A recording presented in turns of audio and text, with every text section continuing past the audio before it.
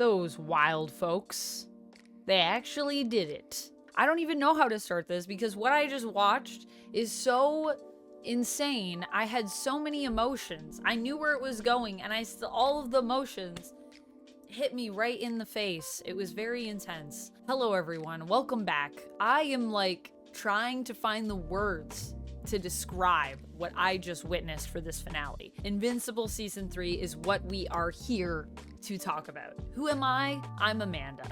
Some people might know me as Vamp. Hello, welcome to my channel. We talk about lots of nerdy stuff.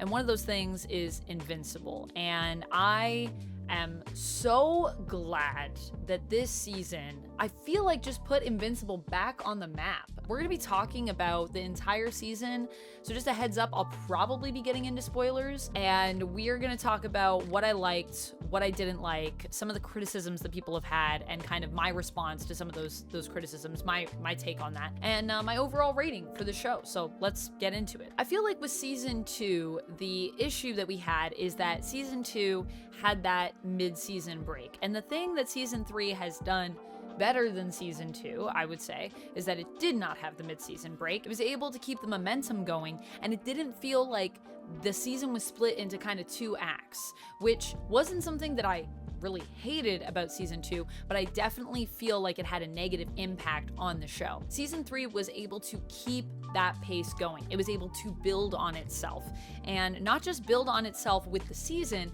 but also build on itself based on season 2 and season 1 that came before. It's pretty crazy because with season 3, we've now got a sense for what Invincible is. People that are new to the show that haven't necessarily read the comics, I think, have an idea of what to expect from the show, and yet it still blew people's minds. It still blew everyone away. I think a big part of that is obviously some of the events that we were dealing with this season, and also some of the themes in relation to the comic book story, which also goes into all of this stuff. I think Mark having to fight Immortal, King Immortal, that was pretty crazy. I think the fact that we got Invincible War was insane. I think the fact that we got Conquest was insane. More Battle Beast, more Alan, prison breaks. I mean, so many cool things that just happened in this show that I think were also done very well, and that are the culmination of so many plot points that were set up in earlier seasons, so many characters that were introduced that have been built upon.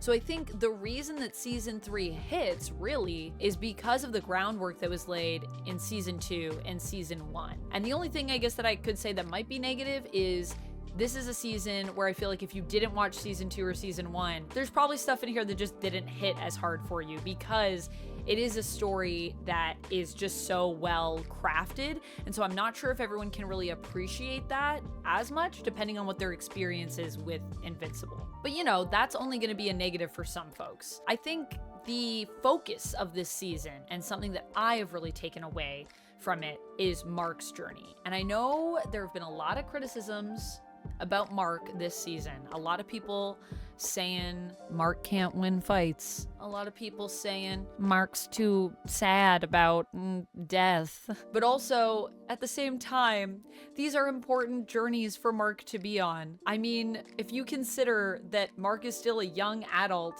and all the stuff he's been through up till this point, I feel like you'd have some problems too, you know? Like, we'd all be emotional.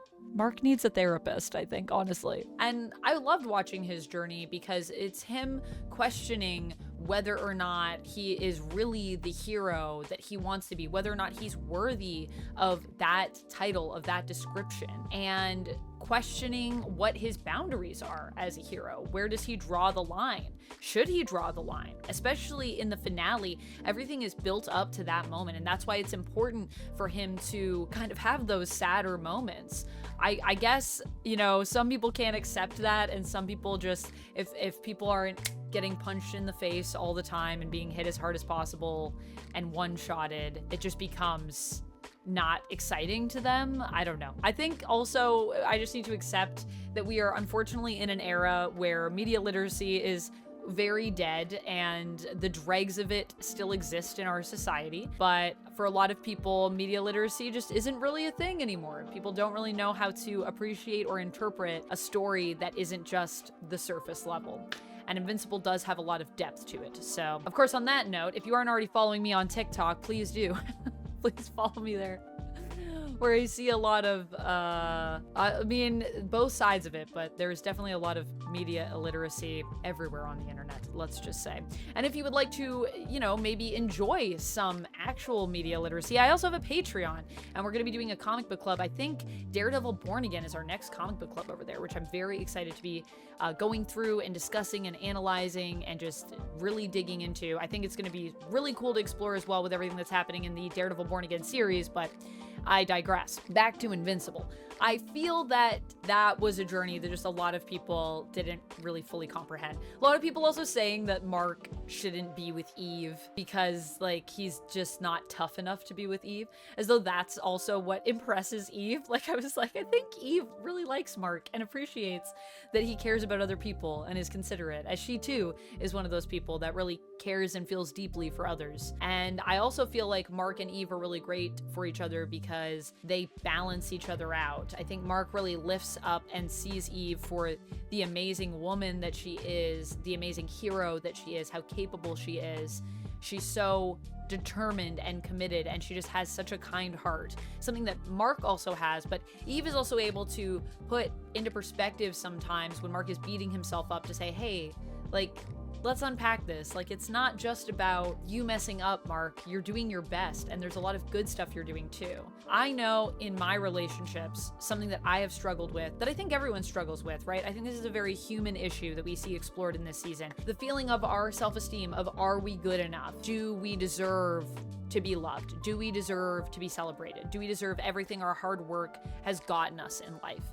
And what I love about Eve and Mark together is that they're two people that ultimately see what the other deserves and believes in each other no matter what. I mean, they built a business together this season. I just think it's so cute. And one of the things that I love about this show is how it explores relationships. I've talked about it throughout the season when I've been doing episode reviews here and there, which, you know, unfortunately I wasn't able to keep up with the episode reviews, but I've been talking about it throughout, and it's something that I still love about Invincible to this day, and hopefully will continue to love into the future as well, is just how grounded it is when it approaches these relationships. But of course, there hasn't just been emotional depth in this show. Granted, the emotional depth we've also seen, as well as the action. The voice acting in this show is beyond insane. The soundtrack in this show is beyond insane. The reason that we feel such emotional connections to these characters, I think a huge part of that is the acting talent, but also the music that they choose to accompany some of these scenes and some of these moments. It's so fire, and it's just such a great soundtrack. Honestly, the music that they selected is cool music too. Like, it's just music you want to jam to. So I know I personally have been like listening to the soundtrack, and I hope that everyone else has been enjoying it as much as I have. Granted, there's been a lot of big action scenes where the voice acting has also been fire, like that Conquest fight at the end. I mean, also Invincible War, but also the animation is another thing that people have been talking a lot about. I think the animation in this finale episode was insanely good. But I know that the animation, you know, with Invincible, it does vary from episode to episode, from moment to moment. There are times when, yeah, there's maybe some PNGs moving across a screen, but I think the important takeaway for me is that they have a budget, and clearly they're trying to balance that budget and choose the moments to really go hard with their animation, so that instead of everything just being mid throughout, it kind of has these highs and these lows.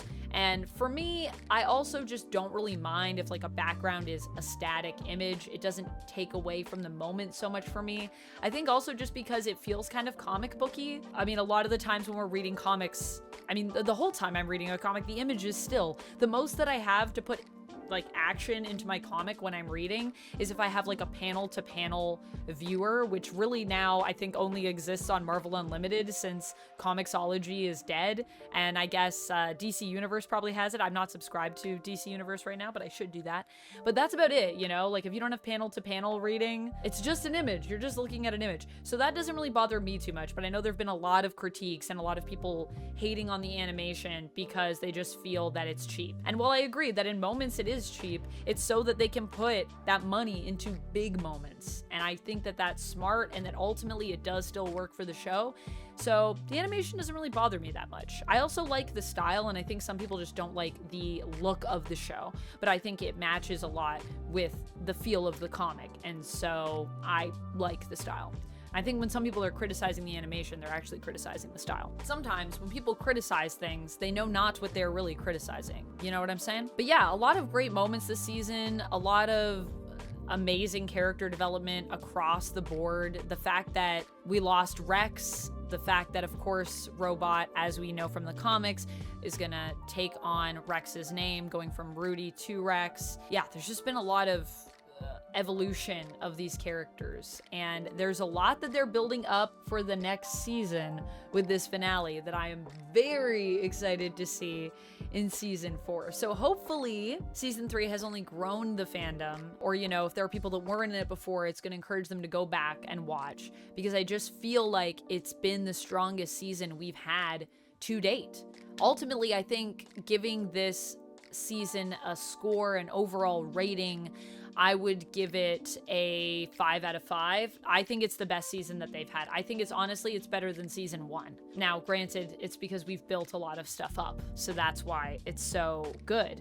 But it is the opposite sometimes for shows, you know, where the longer it goes on, the worse it gets. And I think the fact that Kirkman already knows the story and is able to kind of go back with the team behind the show and really rework points and really add to the story to enhance it, it's just giving us an even more concise and an even deeper approach to this story.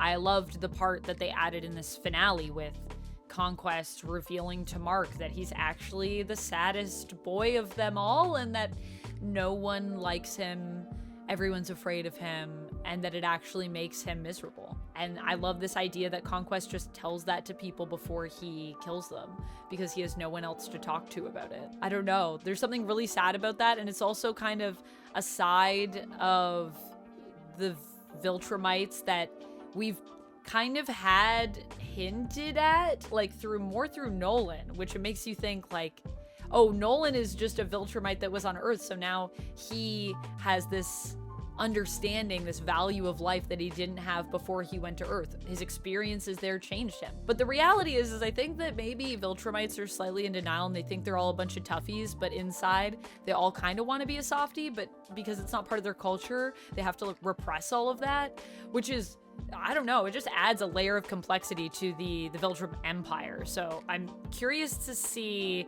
when we get Thrag or Throg, or however we're going to be saying it in the show, how that will play in or factor into any of that. Or will it factor in? I don't know. Also, I'm just excited to see more Battle Beast. Overall, I just loved season 3. I can't stop ranting about it, but I should, because, you know, I got other things to do, and, you know, this was very much a rant. I did not have notes. I don't have anything that I'm looking at. Words coming out of my mouth, coming out of my brain. That's what you're getting right now, because I've been very busy this week, unfortunately, and I have some more stuff that I need to film now. So thank you so much for watching this. I hope you enjoyed it. And if you didn't know, I talk about many different things. I talk about Marvel things, DC things, indie comics things, things that are just nerdy and aren't comic related, movies. I'm a big movie nerd. And if you want, you could also follow along with Daredevil Born Again with me, which I will be doing episodic reviews for. I just put up my episode 3 video, so you can check that out here. Or if you want, you can go back to episodes 1 and 2, which also exists. I'll see you next time. Let me know what you thought of this show down in the comments below. And until then, friends, stay nerdy. Bye!